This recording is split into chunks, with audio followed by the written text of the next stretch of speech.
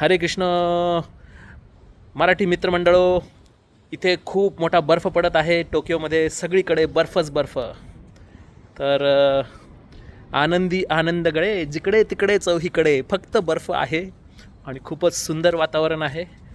आणि हे बघा, माझ्या चष्म्यावरती पण बर्फ पडत आहे आणि सगळीकडं पांढरं पांढरं झालेलं आहे.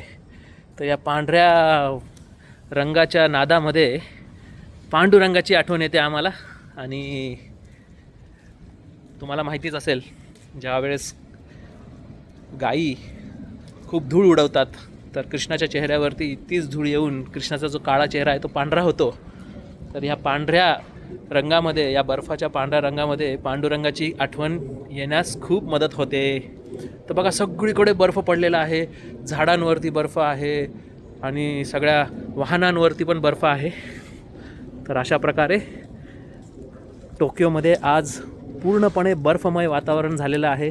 माझी तब्येत थोडी खराब आहे, पण तरीसुद्धा मी बाहेर येऊन म्हटलं व्हिडिओ काढावा, मंदिरात जाऊन थोडी सेवा करावी. आणि हे बघा, सगळीकडे बर्फ आलेला आहे, सगळं वातावरण अतिशय बर्फमय झालेलं आहे. आणि असं वाटतं हिमालयमध्ये आलो का काय असं वाटायला लागलं आहे. हरे कृष्णा.